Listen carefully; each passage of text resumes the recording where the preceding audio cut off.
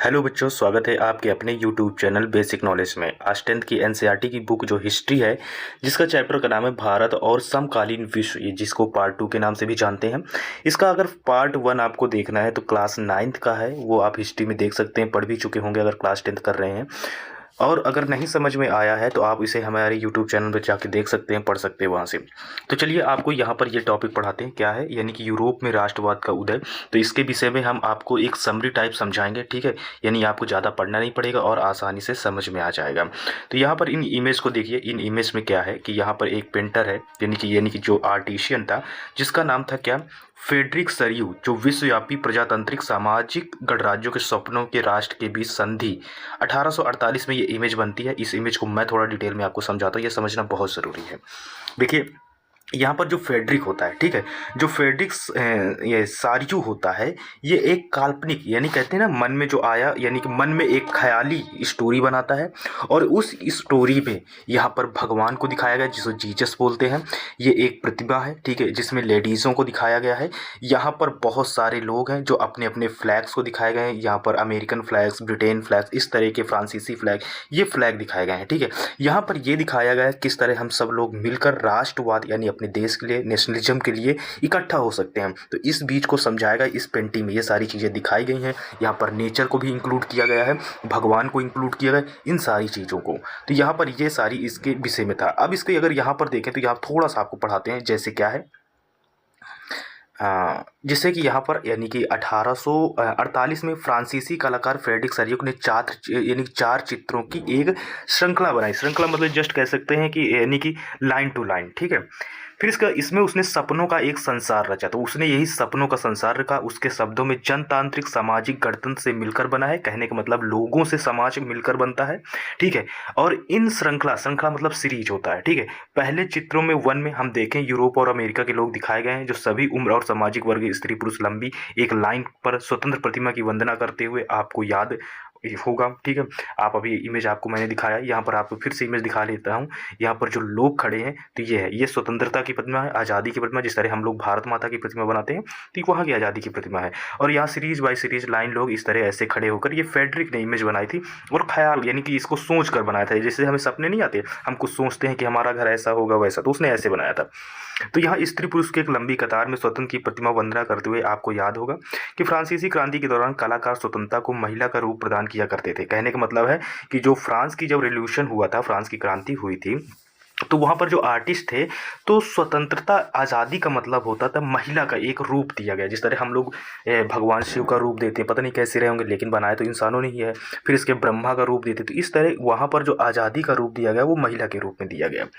आप ज्ञानोद मशाला, यानी कि मशाल को पहचान सकते हैं। वो जो अभी महिला एक मशाल लिए खड़ी थी, ठीक है, जो उसके साथ एक हाथ में है, दूसरे में मनुष्य के अधिकारों का घोषणा पत्र। प्रतिमा के सामने जमीन पर निरंकुश संस्थानों को ध्वस्त अवशेष बिखरे हुए हैं। सरयू कल्पना दर्शक है। कल्पना दर्शक का मतलब अपनी ख्याली पुलाव, ठीक है। दुनिया के लोगों को अलग राष्ट्रों के समूहों में बांटे हुए, जिनकी पहचान उनके कपड़ों, राष्ट्रीय पोशाक से होती है। कहने का मतलब उनके कपड़े और पोशाक से, राष्ट्रीय पोशाक, यानी समझ में आता है। स्वतंत्रता मतलब आज़ादी की मूर्ति से कहीं आगे इस जुलूस का नेतृत्व कर रहे हैं संयुक्त राज्य अमेरिका, स्विट्जरलैंड, जो है तब तक राष्ट्र बन चुके थे, मतलब यानी कि 1848 तब तक ये एक स्वतंत्र राष्ट्र बन चुके थे। फ्रांस जो क्रांतिकारी तिरंगे से पहचाना जा सकता है, प्रतिमा के पास है, ठीक है। जो फ्रांस रेवोल्यूशन है, तो वो प्रतिमा के पास है, यहाँ पर है। फिर इसके बाद नीचे आते हैं। इस इमेज को थोड़ा समझना यहाँ पर जरूरी है, फिर इसके बाद आपका टॉपिक स्टार्ट होता है। यहाँ पर क्या है, अभी अभी पहुंचा और इसके पीछे जर्मनी के लोग हैं, काला लाल और सुनहरा झंडा थामे हैं।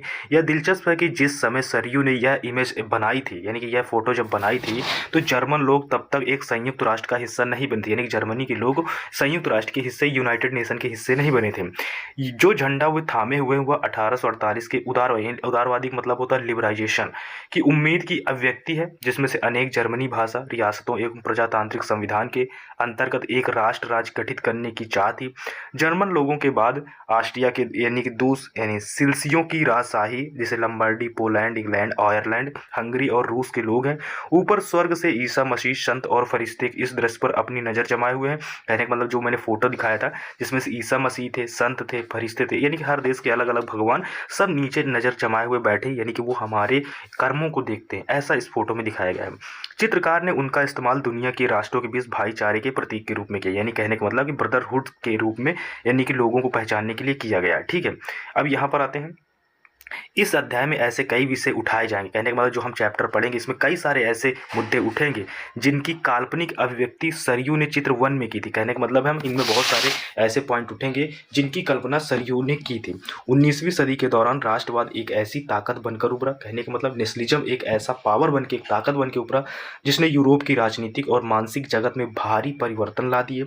इन परिवर्तनों से, यानी कि इन चेंजों से अनंत यूरोप में बहुराष्ट्रीय वंशीय साम्राज्यों के स्थान पर राष्ट्र राज्य का उदय हुआ। यहाँ पर बहुवंशीय साम्राज्य का मतलब होता है कि है जैसे एक ही खानदान का उस देश में कब्जा हो। ठीक है, वहाँ पर यानी कि जो पीढ़ी दर पीढ़ी शासन करती है। तो अब ये शासन जो पीढ़ी दर पीढ़ी, यानी राजा का बेटा जो राजा बनता था, अब उसको खत्म करके वहाँ पर राष्ट्र राज्य का उदय हुआ, यानी कि वहाँ के लोगों का अब राज्य होने लगा। यूरोप में लंबे समय से एक ऐसे आधुनिक यानी कि मॉडर्न राज्य की एक्टिविटी विचार विकसित हो रहे थे जिसमें से स्पष्ट रूप से परिभाषित क्षेत्र पर प्रभुसत्ता एवं केंद्रीय शक्ति की थी। लेकिन राष्ट्र राज्य में न केवल उसके शासकों बल्कि उसके अधिकांश नागरिकों में एक साझा पहचान का भाव, तो साझा इतिहास या विरासत की भावना थी। साझेपन की यह भावना अनंत काल तक नहीं थी, यह संघर्ष और नेताओं तथा आम लोगों के सहकर्मियों से निर्मित हुई थी। कहने का मतलब जो राष्ट्रवाद जैसा वर्ड आया, ठीक है, आज़ादी जैसे फ्रीडम जैसे आया, तो ये लोगों की सहकर्मी है। ठीक है, जब किसी का अत्याचार बढ़ जाता है तो इसका मतलब वो चीज़ अब खत्म होने वाली है, अब कोई नई चीज़ आने वाली है। यह चैप्टर उन विधियों को, यानी कि उन प्रक्रियाओं को पर प्रकाश डालेगा जिनके तहत 19वीं सदी के यूरोप में राष्ट्र राज्य के अस्तित्व में आए हैं। ठीक है, ये सारी चीज़ें। अब यहाँ से आता है फ्रांसीसी क्रांति और राष्ट्र का विचार। ठीक है, अगर मैं आपको यहाँ पर बताऊं कि यूरोप में राष्ट्रवाद का उदय का अगर मैं समरी बताऊं, तो ये समरी का मतलब होता है सारांश, यानी कि यूरोप में अगर राष्ट्रवाद की जो शुरुआत हुई थी वो 1789 की फ्रांसीसी क्रांति से हुई थी। फिर से मैं आपको रिवीजन करा रहा हूँ, वो वाली चीज़ें जो क्लास 9 थी तभी आपको समझ में आएगा। ठीक है, इस इमेज को ध्यान से देखिए, यहाँ पर बहुत सारी ये चीज़ें आपको देखने को मिलेगी जो जिन्हें फ्रांस रेवोल्यूशन में हुई थी। और इस क्रांति के लोगों ने यह भावना पैदा की, सत्ता राजा की नहीं बल्कि राष्ट्र के नागरिकों को होती है, यानी जो पावर होती है वो राजा की नहीं बल्कि किसकी होती है, आम लोगों की होती है। क्रांति के बाद फ्रांस में एक जैसा कानून, राष्ट्रीय झंडा, राष्ट्रगान और फ्रेंच भाषा को लागू किया गया, जिससे लोगों में क्या बढ़ी, एक ताकत बढ़ी, एकता बढ़ी, यूनिटी बढ़ी। फ्रांसीसी क्रांति के विचार पूरे यूरोप में फैल गए। स्वतंत्रता, समानता और बंधुता, यानी कहने का मतलब ये है कि जो फ्रीडम है, ठीक, इक्वलिटी है और ब्रदरहुड है। लेकिन यूरोप अलग अलग राज्यों और भाषाओं और संस्कृतियों में बटा हुआ था। कहने का मतलब जो यूरोप था वो अलग अलग, यानी कि अभी बटा हुआ था हर चीज़ में, इसलिए राष्ट्रवाद धीरे धीरे बढ़ा। अब जो चीज़ बार बार कई टुकड़ों में होगी तो उसको जोड़ने में टाइम लगता है। फिर इसके बाद क्या होता है, 1830 से 1848 के बीच में यूरोप में क्रांति हुई और ग्रीस, पोलैंड, इटली और जर्मनी में लोग स्वतंत्र राष्ट्र बनाना चाहते। कहने का मतलब है कि ये लोग फ्री होना चाहते थे राजाओं महाराजाओं से। इन आंदोलनों के जो रिजल्ट निकले, दो बड़े देश इकट्ठा हुए, एक जर्मनी, दूसरा इटली। ठीक है, जर्मनी यानी कि बिस्मार्क के लीडरशिप में चला और इटली मोजनी और कावूर जैसे गैरीबाल्डी के प्रयास से चले। लेकिन राष्ट्रवाद समय समय के साथ ये बहुत ज़्यादा उग्र और आक्रामक हो गया। कहने का मतलब जब राष्ट्रवाद कहीं भी किसी भी देश में जब कोई चीज़ हद से ज़्यादा हो जाती है तो बहुत खतरनाक हो जाती है। तो वही बात है कि जो यानी कि राष्ट्रवाद एक नेशनलिज्म होता है वो कहीं ना कहीं हद से ज़्यादा होने पर वो हमारे लिए ही घातक हो जाता है। फिर यहाँ पर आते हैं कि क्या कहते हैं, यूरोपीय देशों ने शक्ति और क्षेत्र बढ़ाने के लिए साम्राज्यवाद को अपनाया, यानी कि जो यूरोपीय देश थे तो अब वो साम्राज्यवाद को बढ़ा रहे थे, अपना रहे थे। जो सबसे ज़्यादा तनाव बाल्कन क्षेत्र में हुआ, जहाँ कई जातियों अपने अपने राष्ट्र बनाना चाहती थी, बड़ी शक्तियाँ भी यहाँ हस्तक्षेप करने लगी, यानी बड़ी बड़ी ताकतें यहाँ पर, दूसरी कंट्रियाँ भी यहाँ पर आके अटैक करने लगी। इन संघर्षों और राष्ट्रवादी तनाव के कारण ही यूरोप अंत में पहले विश्व युद्ध की ओर की बढ़ा। कहने का मतलब है इसने कदम कहाँ पर रख दिए थे, विश्व युद्ध की तरफ कदम रख दिए थे। ठीक है, तो ये सारी चीज़ें थी। अब यहाँ से फ्रांसीसी क्रांति और यहाँ पर राष्ट्र विचार ये पढ़ते हैं। अब हम आपको फ्रांस रेवोल्यूशन के विषय में बताते हैं, यानी फ्रांस की क्रांति के विषय में, फ्रांस की क्रांति और राष्ट्र विचार क्या आता है। ठीक है, तो अगर बात की जाए तो यहाँ पर 1789 में ये फ्रांसीसी क्रांति ने यूरोप में राष्ट्रवाद की नींव रखी थी। और क्रांति से पहले फ्रांस में लोग राजा के अधीन प्रजा थे। कहने का मतलब राजा के अकॉर्डिंग सारी काम चीज़ चलते थे, यानी कि यहाँ का राजा ही लीडर होता था, राजा ही सारे टैक्स लगाता था और राजा ही वसूलता था। अब इसलिए सी बात है, जब राजा टैक्स लगाएगा तो ज़्यादा टैक्स लगाएगा तभी जनता वो यानी कि उग्र होती है और ज़्यादा उत्पात मचाती है। और पूरे देश में एक जैसी पहचान नहीं थी। कहने का मतलब जो पूरा देश था अलग अलग टुकड़ों में बटा हुआ था। लेकिन क्रांति के बाद यह विचार फैल गया जैसे ही फ्रांस की क्रांति होती है। तो यहाँ पर आते हैं, राष्ट्रवाद की पहली स्पष्ट अभिव्यक्ति 1789 में फ्रांसीसी क्रांति के साथ हुई। जैसे आपको याद होगा कि 1789 में फ्रांस में एक ऐसा यानी कि राज्य था जिसके संपूर्ण भाग, इसको और जूम करते ताकि आपको और समझ में आए, यानी कि जिसके संपूर्ण भूभाग पर एक निरंकुश राजा का आधिपत्य था। निरंकुश कहने का मतलब है अकेले एक राजा का दम था। फ्रांसीसी क्रांति से जो राजनीतिक और संवैधानिक बदलाव हुए। अब फ्रांसीसी क्रांति से क्या हुआ, पहली बात तो यह पॉलिटिकल चेंज हुआ, फिर इसके बाद कॉन्स्टिट्यूशन में चेंजेस हुए। उनके प्रभुसत्ता राजतंत्र को निकालकर फ्रांसीसी नागरिकों के समूह में हस्तांतरित हो गई। कहने का मतलब जो ताकत थी अब राजा के हाथ से निकलकर प्रजा के हाथ में आ गई थी। क्रांति ने घोषणा की कि अब लोगों द्वारा राष्ट्र का गठन हुआ। कहने का मतलब अब लोग डिसाइड करेंगे कौन यानी कि राजा बन कौन उनका मुखिया बनेगा और उसकी नीति तय करेंगे। यानी कि उसका अब अधिकार और पावर कौन तय करेगी, जनता तय करेगी। कैसे तय करेगी, वोट दे के तय करेगी, जैसे हम यहाँ फिक्स करते हैं। चलिए यहाँ पर आते हैं, क्या है, प्रारंभ से ही फ्रांसीसी क्रांतियों ने एक ऐसे अनेक कदम उठाए जिनसे फ्रांसीसी लोगों में से एक समूह पहचान की भावना पैदा हो सकती थी। ठीक है, जिसे पितृभूमि, ठीक है, ले ऑफ द पैट्रिक और नागरिक से ले ऑफ द यानी कि सिटियोन जैसे विचारों ने एक संयुक्त समुदाय के विचार पर बल दिया, जिसे एक संविधान के अंतर्गत समान अधिकार प्राप्त थे। अतः एक नया फ्रांसीसी झंडा तिरंगा, ठीक है, द यानी कि ट्रैकुलर चुना गया, जिसने पहले के राष्ट्रध्वज की जगह ले ली। यानी कि पहले के राष्ट्र, अब पहले जो झंडा था अब उसकी जगह दूसरा झंडा लाया गया। इससे स्टेट जनरल का चुनाव सक्रिय नागरिकों के समूह द्वारा किया जाने लगा। यानी स्टेट जनरल जैसे हमारे यहाँ सीएम का चुनाव नहीं होता, तो उसी तरह स्टेट जनरल का चुनाव होने लगा। स्टेट जनरल का चुनाव सक्रिय नागरिकों के समूह द्वारा किया जाने लगा और उसका नाम बदलकर नेशनल असेंबली कर दिया गया। यानी कि जिस तरह हमारे यहाँ संसद है तो उसी तरह उसका नाम नेशनल असेंबली कर दिया गया। नई स्तुति रची गई, मतलब नया कानून बनाया गया। सप्ते ली गई, मतलब ओथ किया गया। शहीदों का गुणगान हुआ, यानी कि जो शहीद हुए थे देश के लिए, राष्ट्र के लिए, तो उनका यानी गुणगान हुआ। और यह सब राष्ट्र के अनेक नाम पर हुआ, यानी कि देश के नेशनलिज्म के नाम पर किया जा रहा है। जैसे कि हमारे यहाँ जब कोई सैनिक शहीद होता है तो उसके नाम पर बहुत सारी यानी पॉलिटिशियन अपनी पॉलिटिक्स खेलते हैं, तो उसी तरह यहाँ पर भी हुआ। एक केंद्रीय प्रशासनिक व्यवस्था लागू की गई जिसने अपने भूभाग में रहने वाले सभी नागरिकों के लिए समान कानून बनाए। आंतरिक आयात निर्यात शुल्क समाप्त कर दिए। कहने का मतलब कई सारी आयात निर्यात यानी कि जो ट्रेड होते हैं उनमें जो टैक्स लगता है उसको समाप्त कर दिया गया। भार तथा मापने की एक समान व्यवस्था लागू की गई, यानी कि जो व्यवस्था थी माप और तौल की उसको समान बराबर कर दिया गया हर जगह की। और क्षेत्रीय यानी कि लोकल बोलियों को हतोत्साहित किया गया, मतलब लोकल लैंग्वेज को प्रोत्साहित किया गया अपनी अपनी भाषाओं को बढ़ाने के लिए। और पेरिस में फ्रेंच जैसी बोलियां और लिखी जाती थी, वहीं राष्ट्र साझा की भाषा बन गई, यानी कि वही राष्ट्र की क्या बन गई, साझा भाषा लैंग्वेज बन गई। यहाँ पर ये क्या है कि ये दो बुकें हैं जो पंचांग है, ठीक है, यानी कि ये पंचांग है जिसमें से क्या कहते हैं क्रांतिकारी कुछ स्टोरी लिखी गई है जो 1798 में डिज़ाइन किया गया था ये पंचांग को। तो ये वो है, ज़्यादा कुछ खास नहीं। नीचे आते हैं, यहाँ पर आपको समझाते हैं क्या है।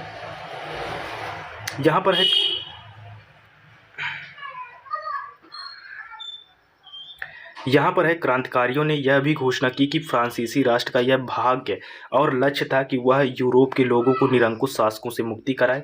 दूसरे शब्दों में फ्रांस यूरोप के अन्य लोगों को राष्ट्रों में गठित होने में मदद देगा। जब फ्रांस की घटनाओं की खबर यूरोप के विभिन्न शहरों में पहुंची तो छात्र जो थे या शिक्षित मध्यम मिडिल क्लास के लोग अन्य सदस्य जैकोबिन क्लब की स्थापना करने लगे, ठीक है, और उनकी एक्टिविटी और अभियानों में उन फ्रेंच सेनाओं के लिए सत्ता तैयार किए जो 1790 के दशक में हॉलैंड, बेल्जियम, स्विट्जरलैंड और इटली के बड़े इलाकों में घुसी हुई क्रांतिकारी युद्धों में शुरू होने के साथ ही फ्रांसीसी सेनाएं राष्ट्रवाद के विचार को विदेशों में ले जाने लगे।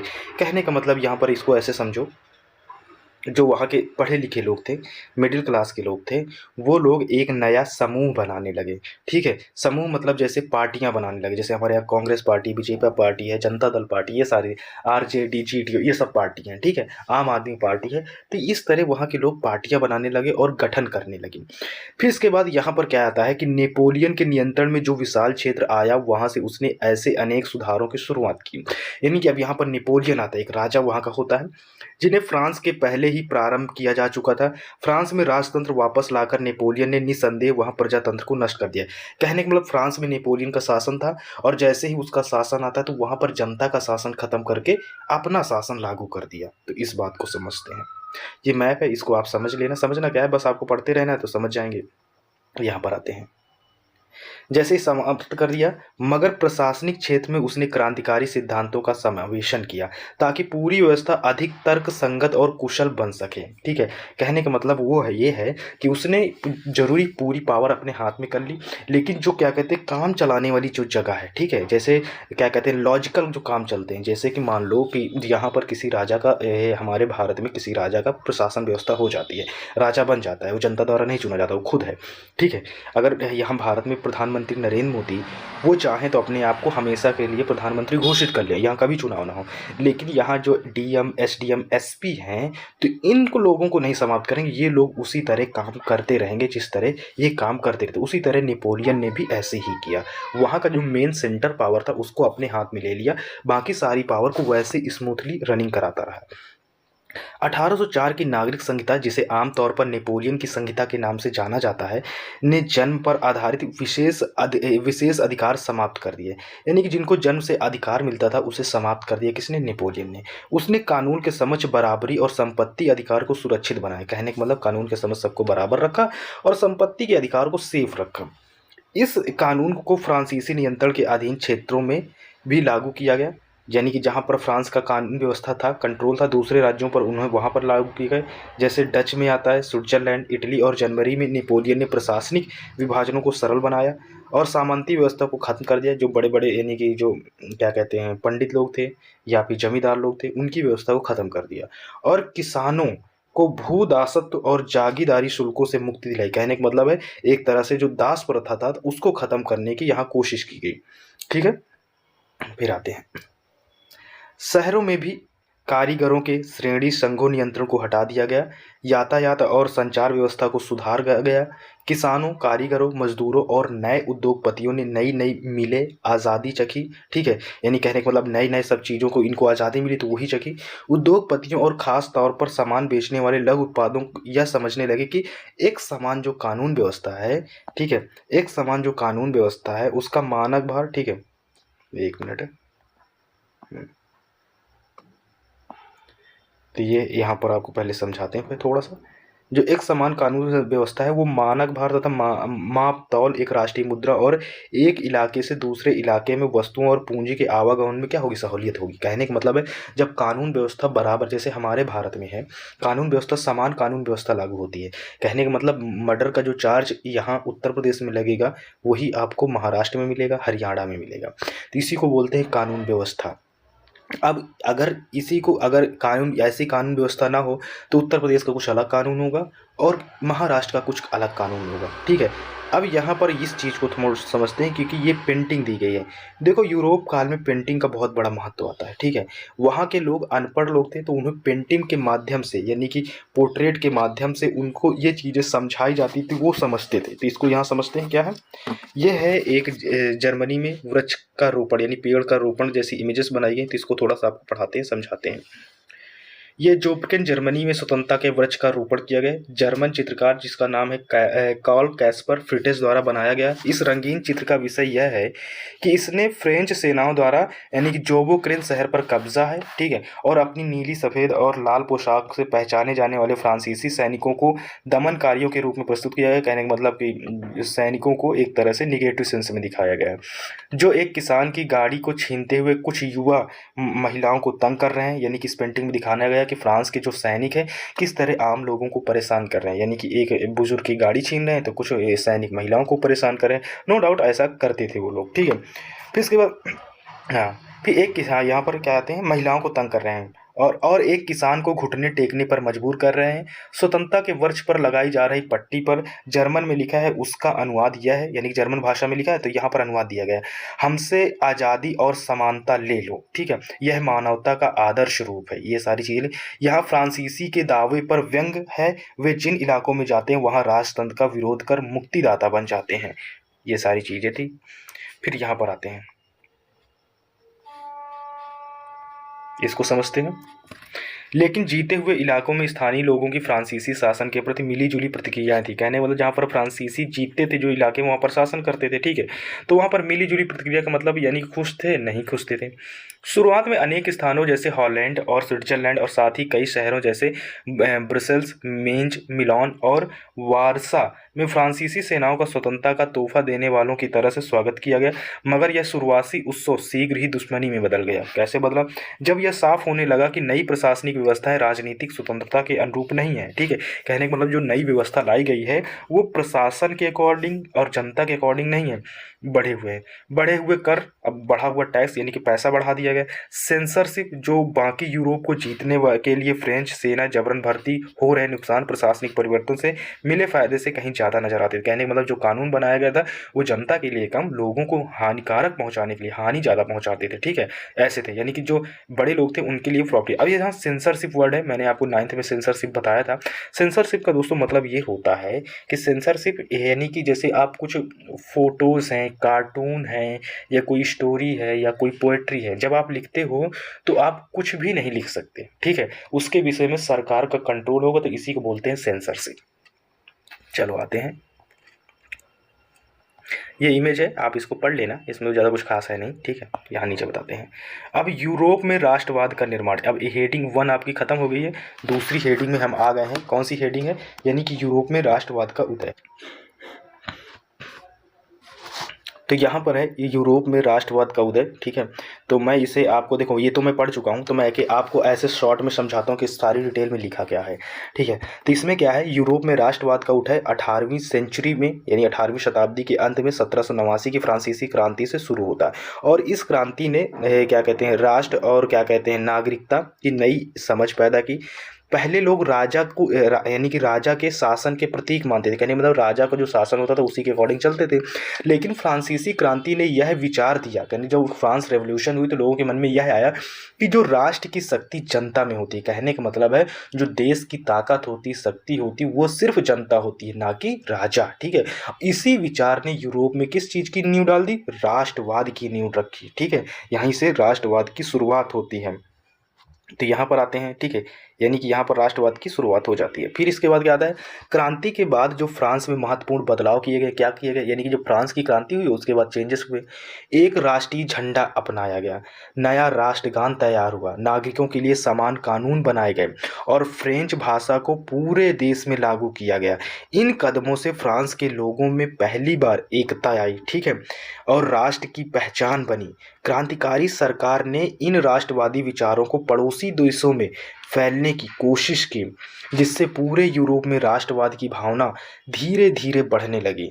19वीं शताब्दी की शुरुआत में यानी कि 19वीं सेंचुरी की शुरुआत में अलग अलग छोटे छोटे राज्यों में अलग अलग भाषाएं, अलग अलग शासकों में बटा हुआ था। इसलिए राष्ट्रवाद हर जगह अलग अलग रूप में दिखाई देगा। कहने का मतलब है हर जगह का शासन अलग था, तो हर जगह राष्ट्रवाद भी अलग अलग होगा, ठीक है? हर जगह की यानी कि स्वतंत्रता आज़ादी जब हर जगह होता है तो उसी तरह से अलग अलग चीज़ें दिखाई देती हैं। 1830 में और 1848 के दशकों में की अगर बात की जाए, कब से, यानी कि अगर मैं यहाँ पर कहूँ कि 1800, वही लगभग 1800 यानी कि यहाँ पर आता है यानी कि 1830 से, ठीक है, और लगभग वही 1848 के बीच है। तो दशकों में यूरोप के कई हिस्सों में राष्ट्रीय आंदोलन हुए, जिसमें ग्रीस ने 1932 में स्वतंत्रता पाई, यानी कि जो ग्रीस को आज़ादी मिली वो 1932 में मिली। फिर इसके बाद क्या हुआ कि जर्मनी और इटली में युवा संगठनों ने एकीकृत राष्ट्र की मांग शुरू कर दी। जर्मनी और इटली में युवा एकीकृत का मतलब ये होता है कि जहाँ पर जो यानी कि युवा मतलब पढ़े लिखे लोग, ठीक है, और यहाँ पर एकीकृत संगठन का मतलब एक इकट्ठा मजबूत संस्था, यानी कि जिस तरह हमारे यहाँ सांसद है तो उसी तरह एक कोई ऐसी संगठन होना चाहिए। और ये आंदोलन पूरे यूरोप में राष्ट्रवाद का प्रसार का दूसरा स्टेज स्टार्ट हो जाता है। कहने का मतलब यहाँ से राष्ट्रवाद यानी दूसरे स्टेज या दूसरे नंबर पर चलने लगता है, ठीक है। फिर इसके बाद जर्मनी और इटली का एकीकरण, यानी जर्मनी और इटली जो होते हैं वो एकीकरण के रूप में बनकर उभरते हैं। कैसे? जर्मनी को प्रासा और बिस्मार्क के नेतृत्व में, ठीक है, पास यानी यहाँ पर क्या आता है प्रासा, और क्या कहते हैं यानी कि जो प्राशा होता है, एक राजा होता है, और प्राशा और बिस्मार्क के नेतृत्व में 2 लोग होते हैं। ये युद्धों के माध्यम से एकीकृत किया, कहने का मतलब लड़ाई और झंझट करके, यानी कि लड़ाई झगड़ा करके लोगों को इकट्ठा किया। इटली के एकीकरण में मेज़नी, कावूर और गैरीबॉल्डी जैसे नेताओं को मिलकर काम किया। इन एकीकरण ने यह दिखाया कि राष्ट्रवाद लोगों को एक नए बड़े राजनीतिक ढांचे में जोड़ा जा सकता है। लेकिन समय के साथ यूरोप में राष्ट्रवाद उग्र प्रतिस्पर्धा के रूप लेने लगा। कहने का मतलब समय के अनुसार अब राष्ट्रवाद क्या इनको सूट नहीं आ रहा था। एक तरह से क्या हो रहा था, इनके बीच ज़्यादा टेंशन बढ़ने लगी थी, ये लोग लड़ने लगे थे। सी ठीक है, सब लोग अपने अपने हिसाब से। फिर इसके बाद अलग अलग राष्ट्र अपने क्षेत्र में शक्ति बढ़ाने लगे। कहने के बाद अब जैसे मान लो हमारे यहाँ जैसे उत्तर प्रदेश है, फिर इसके बाद आता है मध्य प्रदेश है, महाराष्ट्र है। अगर यहाँ के जो सीएम है, मुख्यमंत्री हैं, ये अपने अपने को एक देश अगर मानने लगें तो ये अपनी अपनी ताकत बढ़ाने लगेंगे। ठीक है, तो ये सब कोशिश करने लगे। फिर इसके बाद ये सारी जब अलग अलग सारी चीज़ें करेंगे तो कितनी कानून अव्यवस्था फैलेगी। तो इसी रूप को ध्यान में रखते हुए बाल्कन क्षेत्र में कई जातियों ने अपने स्वतंत्र राष्ट्र बनाना चाहती थी, और बड़ी शक्तियों का दखल बढ़ने से राष्ट्रवाद टकराव में बदल गया। कहने की बड़ी जब बाहरी लोग जब अटैक करने लगे या बड़ी ताकतें आने लगी तो अब राष्ट्रवाद में क्या, यानी कि राष्ट्रवाद टकराव में बदल गया, और यही विवाद पहले विश्व युद्ध का कारण बन गया। यानी कि पहले जो फर्स्ट वर्ल्ड वॉर होता है यही कारणों से होता है। यहाँ पर आता है क्रांतिकारियों का युग 1830 से 1848। इसमें क्या होता है कि 19वीं शताब्दी का समय यूरोप में राजनीतिक जागरूकता और सामाजिक बदलाव का दौर था। ठीक है, 1830 से 1848 के बीच पूरे यूरोप में लगातार विद्रोह चल रहे थे, आंदोलन चल रहे थे, क्रांतियां हुई, और इस टाइम पीरियड को क्रांतिकारियों का युग कहा जाता है। ठीक है, इसी वजह से, क्योंकि इसी में सारी लड़ाइयाँ चलती रहीं। क्योंकि इस समय राष्ट्रवादियों, उदारवादियों और युवाओं ने मिलकर स्वतंत्रता और राष्ट्रवाद और लोकतंत्र के लिए व्यापक संघर्ष किया। कहने का मतलब यह है कि इन्होंने आज़ादी के लिए, डेमोक्रेसी के लिए, नेशनलिज्म के लिए, ये सब लोग मिलकर बहुत से ज़्यादा मेहनत की थी। ठीक है, तो अब यहाँ पर अगर देखें 1830 की जो क्रांति की, जो राष्ट्रवाद की लहर की जो शुरुआत हुई थी, वो फ्रांस की क्रांति जुलाई में जो 1830 में स्टार्ट होती वहाँ शुरू हुई थी। कैसे? फ्रांस में जो राजा चार्ल्स था, जो राजा चार्ल्स 10 नंबर का था, यह निरंकुश नीतियों के कारण यानी जनता के विद्रोह पर उतर आई थी। निरंकुश कहने का मतलब है अपने अकॉर्डिंग शासन चलाता था, इस वजह से जनता इसके विद्रोह में आ गई थी और राजा को सत्ता छोड़नी पड़ी। और लुई फिलिप जो एक नया संवैधानिक शासक बना, इस संवैधानिक रूप से कहने मतलब कानूनी रूप से जो पहला राजा बना वो लुई फिलिप बना। इसके पूरे यूरोप में बदलाव की प्रेरणा फैली। कहने का मतलब यहीं से यूरोप धीरे धीरे बदलने लगा। फिर इसके बाद अगर देखा जाए तो यहाँ से बेल्जियम की स्वतंत्रता आती है। बेल्जियम ने नीदरलैंड से विद्रोह कर और 1831 में स्वतंत्रता हासिल कर ली। फिर इसके बाद पोलैंड आता है। पोलैंड भी उसी राजा के हिसाब से यानी लुई फिलिप के अकॉर्डिंग आज़ादी हासिल कर लेता। कैसे? जो पोलिश लोगों ने रूसी नियंत्रण के खिलाफ संगठित आंदोलन किया। कहने में पहले रूस का पोलैंड में अधिकार था तो रूस के खिलाफ इसने विद्रोह कर दी। जिस तरह हमने ब्रिटेन के लोगों के खिलाफ विद्रोह किया थे भारतीयों ने, उसी तरह यहाँ पर पोलैंड के लोगों ने कर दिया। हालांकि विद्रोह कैसा रहा? असफल रहा, लेकिन पोलिश राष्ट्रवाद और बढ़ गए। कहने का मतलब लोगों के अंदर भाईचारा बहुत जल्दी पनपा और 1830 की क्रांतियां यूरोप में राष्ट्रवादी जागृति की शुरुआत हो गई वहीं से। फिर इसके बाद आता है ग्रीक आंदोलन स्वतंत्रता। ठीक है, यहाँ से ग्रीक स्टार्ट होता है। अगर हम ग्रीक की बात करें, ग्रीक की लैंग्वेज को समझे तो यहाँ पर क्या होता है कि 1821 से 1832 के बीच के हैं।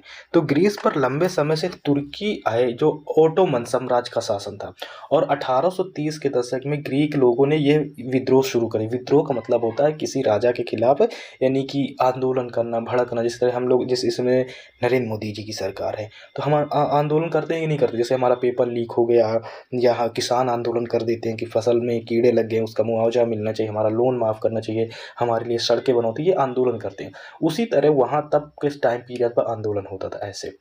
तो यूरोप के बुद्धिजीवी का मतलब ये होता है जो बड़े महान सोचक या थिंकर होते हैं और कलाकारों ने ग्रीस की सहायता की। ठीक है, और रूस, फ्रांस और इंग्लैंड ने भी मदद की, ये देशों ने।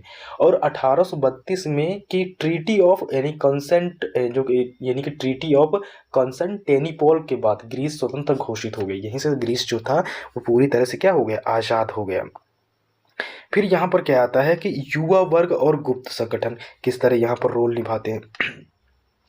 तो यूरोप में युवा राष्ट्रवादी और छात्रों ने गुप्त संगठन की स्थापना की। इटली में जूसेप मेज़नी द्वारा यंग इटली संगठन बनाया गया। लक्ष्य क्या था इसका? इटली को विदेशी शासकों से मुक्त कर एकीकृत राष्ट्र बनाना। और मेज़नी ने यूरोप के विभिन्न हिस्सों में राष्ट्रवाद की विचारधारा फैलाई। यूरोप के कई हिस्सों में यंग यूरोप नामक संगठन बनाया गया। ठीक है, तो यंग यूरोप नामक संगठन कैसे बना कि इसका जो उद्देश्य था वो स्वतंत्र और आंदोलन, यानी कि जो स्वतंत्र और यानी कि जो इसका स्वतंत्रता था और प्लस लोकतंत्र की स्थापना करना थी, यानी कि हमें आज़ादी मिले और डेमोक्रेसी स्थापित हो।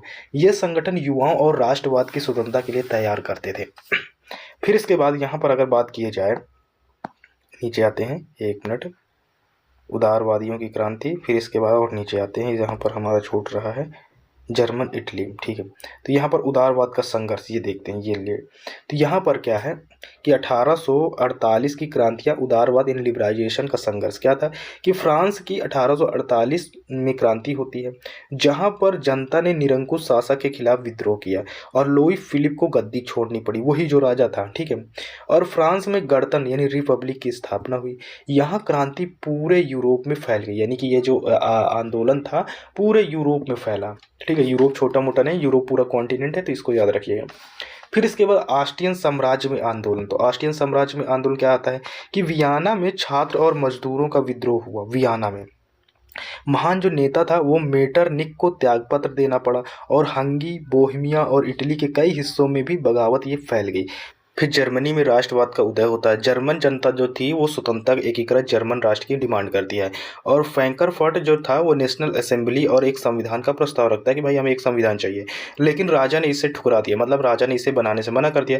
तब आंदोलन असफल हो गया। फिर 1848 में क्रांतियाँ यानी सफल ना होने के बावजूद राष्ट्रवाद को एक बहुत मजबूत क्या कर गई, कहने का मतलब ये आंदोलन सफल तो नहीं हुआ, लेकिन यहाँ पर राष्ट्रवाद बहुत मजबूत हो गया। चलिए बढ़ते हैं आगे नेक्स्ट हेडिंग की तरफ। यहाँ पर आपको समझाते हैं जर्मनी और इटली का निर्माण। ठीक है, तो यहाँ पर कैसे हो, जर्मनी क्या सेना राष्ट्र के निर्मित हो सकती है, तो ये है, तो इसके विषय में आपको बताते हैं। मैंने पढ़ लिया डिटेल में आपको, यानी कि यहाँ पर छोटे छोटे तरीके से आपको समझाते हैं कैसे है कि इसका अगर देखा जाए तो 19वीं सेंचुरी की शुरुआत में जर्मनी 39 छोटे छोटे राज्यों में, कितने, यानी कि 39 39, ठीक है, यानी कि 39 छोटे छोटे राज्यों में बटा हुआ था, छोटे छोटे टुकड़ों में। और हर राज्य का अपना एक शासक था, कहने का मतलब हर राज्य का अपना एक क्या कहते राजा था, और कानून था और सेना थी। लोग एकीकृत जर्मनी चाहते, कहने का मतलब लोग जो चाहते थे कि वो जर्मनी क्या हो, एक हो, लेकिन यह आसान नहीं था। कहने का मतलब इतने सारे राजाओं से लड़ना और फिर इसके बाद इकट्ठा करना ये बड़ा मुश्किल हो सकता था। तो यहाँ पर जो यहाँ का जो मेन नेता निकल के आता है वो बिस्मार्क निकल के आता है। जर्मन एकीकरण का जो नेतृत्व था वो प्रासा राजा ने किया, और प्रासा का जो प्रधानमंत्री ओट्टो वॉन बिस्मार्क, ये एकीकरण का सबसे बड़ा क्या था, लीडर था, नायक था इसको बोलते हैं। और उसने आयरन और ब्लड यानी शुद्ध और शक्ति की नीति अपनाई, कहने का मतलब ये है आयरन और ब्लड की नीति अपनाई, इसको ऐसे समझिए। बिस्मार्क द्वारा लड़े गए जो 3 युद्ध थे, एक डेनमार्क युद्ध था, ठीक है, ये महत्वपूर्ण है। तो जो डेनमार्क वाला युद्ध था ये 1800 यानी कि क्या कहते हैं वही 64 में लड़ा गया था। और इसमें क्या हुआ कि 2 जर्मन राज्यों को मुक्त कराया गया, यानी कि डेनमार्क जर्मनी ही था, अब इसको इकट्ठा कर लिया गया। फिर ऑस्ट्रिया आता है जो कि 1866 में लड़ा जाता है। जो प्रासा ने ऑस्ट्रिया को हराकर जर्मन राज्य को प्रभाव बढ़ाया, जर्मन मिला गया। फ्रांस प्रासा युद्ध जो 1870 और 71 इन 2 साल चलता है। और इसी जीत के बाद दक्षिण जर्मनी फ्रांस में भी प्रासा के साथ गए। अब यहाँ पर देखते हैं जर्मनी का एकीकरण। ठीक है, तो यहाँ पर अगर जर्मनी का एकीकरण देखा जाए तो ये 1800 वही लगभग 71 की बात है। तो यहाँ सभी जर्मन राज्य को मिलाकर यानी 1871 में जर्मनी के एक राष्ट्र बना। प्रासा के राजा विलियम्स ने जर्मनी के सम्राट घोषित कर दिया, यानी ठीक है, जर्मनी के सम्राट घोषित किए गए और एक नई संसद यानी बनाई गई। ठीक है, जिससे का निष्कर्ष ये निकला कि जर्मनी का निर्माण युद्ध और शक्ति और प्रासा के नेतृत्व की वजह से हुआ। जो जर्मनी का डेवलप होता है वो प्रासा के लीडरशिप की वजह से और युद्ध की वजह से होता है। अब पढ़ते हैं इटली का निर्माण कैसे हुआ। ठीक है, तो इटली के विषय में पढ़ना बहुत ज़रूरी है। ये देखो यहाँ पर छोटे छोटे राज्य उनको मिलाकर बनाया गया है। ठीक है, ये प्रासा है, आसपास के यहाँ के एरिया को कब्जा किया जाता है, बनाया जाता है, जोड़ा जाता है। चलिए आते हैं यहाँ पर इटली। ठीक है, ये हेडिंग पढ़ी इटली, इटली का निर्माण कैसे होता था इसके विषय में है ये डिटेली, तो यहाँ पर पढ़ते हैं। पर अगर इटली के निर्माण की बात करें तो 19वीं सदी में इटली 7 हिस्सों में बटा था। कई हिस्सों पर ऑस्ट्रिया का शासन था। लोग एकजुट इटली चाहते थे, यानी कि इटली जो हो वो पूरा इटली हो, ठीक है। इसके एकीकरण के 3 महान लीडरशिप निकलते हैं, जिसमें से जूसेप्पो मेज़नी निकलते हैं। ये बहुत बड़ा विचारक और क्रांतिकारी था। इसने यंग इटली नामक एक संगठन बनाया था। इसका जो मेन उद्देश्य था, इटली को एक राष्ट्र बनाना चाहता था, और इसकी जो सोच ने युवा में राष्ट्रवाद को भरा, ठीक है, जो मेजनी के विचारक यानी आइडियोलॉजी से प्रभावित था। फिर इसके बाद आते हैं यानी काउंटेड कावूर। ये सर्डिनिया यानी कि पाइडमोंट का प्रधानमंत्री था, ठीक है। और इसने क्या यानी कि सार्डिया माउंट का प्रधानमंत्री था, और इटली के एकीकरण का मुख्य यानी राजनीतिक एक तरह से ब्रेन कहा जाए इसको, तो दिमाग था। और उसने कूटनीति यानी डिप्लोमेसी से यूरोपीय देशों का समर्थन लिया और फ्रांस से समझौता कर ऑस्ट्रिया को हराकर, ठीक है, कावूर राजनीतिक एकीकरण यानी पॉलिटिशियन बनकर उभरा। फिर अगर यहाँ पर बात की जाए तो यहाँ पर यानी गैरीबॉल्डी, जो इसमें से इटली को बनाने में बहुत बड़ा योगदान करते हैं। तो गैरीबॉल्डी क्या करते हैं यहाँ पर, ये गैरीबॉल्डी है, ठीक है। तो गैरीबॉल्डी क्या है, ये सबसे बड़ा योद्धा और सैनिक नेता होता है, और उसकी सेना को रिड यानी शर्ट कहा जाता था, रेड शर्ट कहा जाता था, इसको याद रखिएगा। और इसने दक्षिण इटली यानी कि क्या को आज़ाद कराया। बाद में दक्षिण इटली को उत्तरी इटली के साथ मिला दिया गया, जिससे गैरीबॉल्डी इक्वल्स यानी कि जो गैरीबॉल्डी था ये सेना और युद्ध के दम पर यानी इसने इटली का एकीकरण किया। फिर इटली का एकीकरण 1871 में जो होता है, वो कावूर, मेजनी और गैरीबॉल्डी के प्रयासों से 1871 में इटली एक राष्ट्र बनता है, जो रोम को इटली की राजधानी बनाया जाता है। इटली का निर्माण विचार से हुआ, राजनीतिक से हुआ, युद्ध से हुआ, इन तीनों को मिलाकर काम करने से हुआ। जो इटली बना वो 3 चीज़ों से मिलकर बना। पहली बात तो पॉलिटिशियन से, विचार से, युद्ध से, इन तीनों चीज़ों से मिलकर इटली का डेवलपमेंट हुआ था। चलिए आगे बढ़ते हैं। आगे हमारी कौन सी हेडिंग आती है, और आते हैं समझते हैं राष्ट्र की दृश्य कल्पना क्या है। जिनके अभी जो पढ़े तो उसको समझना है थोड़ा डिटेल में। क्या है कि 19वीं सेंचुरी में जब यूरोप में राष्ट्रवाद बढ़ा, तब कलाकारों ने राष्ट्र को समझाने के लिए बहुत सारे चित्र, प्रतीक और मूर्तियों का इस्तेमाल किया करते थे। क्योंकि आम जनता पढ़ी लिखी नहीं थी, इसलिए चित्रों के माध्यम से राष्ट्रवाद की भावना पहुंचाई गई। राष्ट्र को मानवीय रूप में दिखाना था, ठीक है। तो कैसे मानवीय रूप में दिखाना, तो कलाकारों ने राष्ट्र को एक महिला आकृति यानी लेडी फिगर के रूप में दिखाया। इसका कारण था कि महिलाओं रूप को माँ, देखभाल और भावना और एकता का प्रतीक माना जाता था। मतलब यह था राष्ट्र को माता की तरह पवित्र और सम्मानित दिखाना था। इस वजह से जो वहाँ के लोग थे वो इसको यानी कि इमेज को, आप इस इमेज को डिटेल से देखिए, ये जो इमेज है, तो महिलाओं को कितना वो यानी कि ताकतवर यहाँ पर दिखाया गया है। जर्मेनिया ने इस चित्र को सूती झंडे पर बनाया है, क्योंकि इसे पेंट यानी कि इसे सेंट पॉल चर्च की छत से लटकना था, और जहाँ मार्च 1848 में फ्रैंकफर्ट संसद बुलाई गई थी। तो ये इमेज है, तो महिलाओं को देखो कितना ज़्यादा प्रतीकात्मक दिखाया जाता था, ठीक है। फिर इसके बाद आते हैं यहाँ पर इसमें से फ्रांस का प्रतीक क्या था। तो फ्रांस का प्रतीक की बात की जाए तो यहाँ पर यानी कि लाल टोपी, ठीक है, लाल टोपी होती थी। यानी फ्रांस में राष्ट्र के रूप में यानी कि मैरीन नामक महिला के रूप में दिखाया गया। मैरीन क्या दर्शाती है, लाल टोपी, स्वतंत्रता, त्रिरंग राष्ट्रीय ध्वज और मूर्ति चित्र। ये उसी इमेज की बात की गई इसी में से, ठीक है। 3 रंग का झंडा था। फिर इसके बाद आते हैं जर्मनी का प्रतीक क्या आता है। अगर जर्मनी की बात की जाए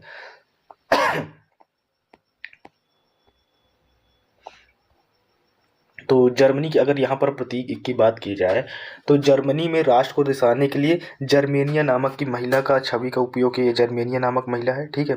इसको देखो कितनी भयानक इमेज दिखाई गई है यहाँ पर तलवार एकता की लड़ाई की ओर दिखाती है। ऊक का मुकुट ताकत की वीरता को दिखाता है, ये ऊक की मुकुट है इसके पास। और काले लाल सोने रंग यानी जर्मन ध्वज को डिफाइन करता है।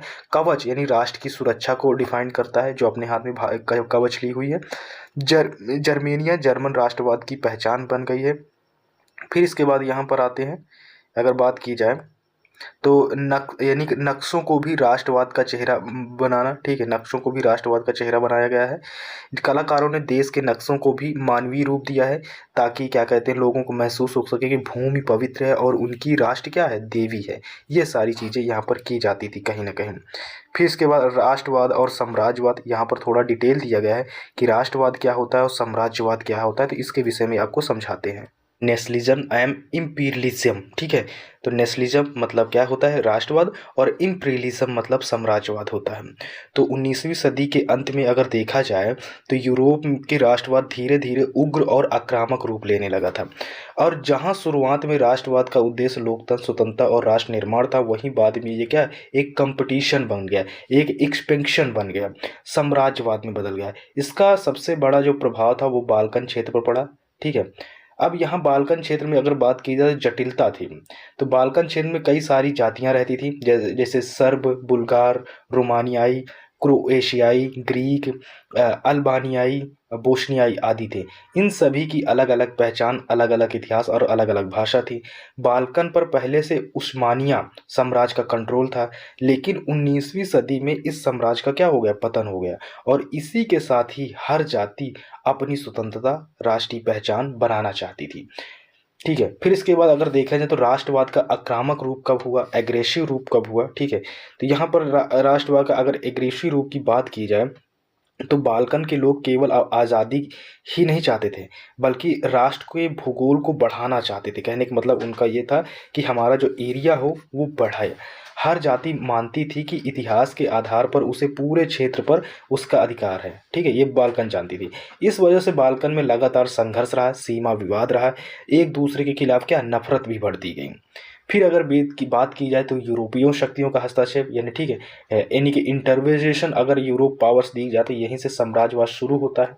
यूरोप की यानी कि जो बड़ी शक्तियां हैं, जैसे कि रूस, इंग्लैंड, जर्मनी, हंगरी, ऑस्ट्रिया, ये सारी ये बाल्कन के मामलों में दखल देने लगी थी। हर देश चाहता था कि जो व्यापारिक रास्ते पर नियंत्रण हो, सामरिक यानी फायदा हो, ठीक है, स्ट्रेटजिक और क्षेत्रीय विस्तार हो, अपने प्रभाव को बढ़ाना चाहते थे। इस तरह राष्ट्रवाद, साम्राज्यवाद यानी कि आपस में टकराव का माहौल बन गया था। अब बाल्कन युद्ध क्या होता है कि 1908 से लेकर 1913 के बीच बाल्कन में कई युद्ध हुए। इसमें छोटे राष्ट्र एक दूसरे से लड़े और ऑटोमन साम्राज्य का पतन तेज हो गया। रिजल्ट ये निकला कि यह क्षेत्र ज़्यादा अस्थिर हुआ, कहने का मतलब उथल पुथल ज़्यादा मच गया, नफरत बढ़ी, यूरोपीय शक्तियां दो गुटों में बंट गईं। ठीक है, यहीं से राष्ट्रवाद और साम्राज्यवाद का टकराव होता है और विश्व युद्ध का कारण बनता है। कैसे कि 1914 में जो साराजेवो बाल्कन क्षेत्र में ऑस्ट्रिया के राजकुमार फ्रांज और फार्डिनेट की हत्या हुई, यह घटना तो केवल एक चिंगारी थी, असल में यूरोप में पहले से ही भरा था। ठीक है, यानी कि मतलब पहले से लोगों के मन में गुस्सा भरा था, बस एक ये घटना होनी थी।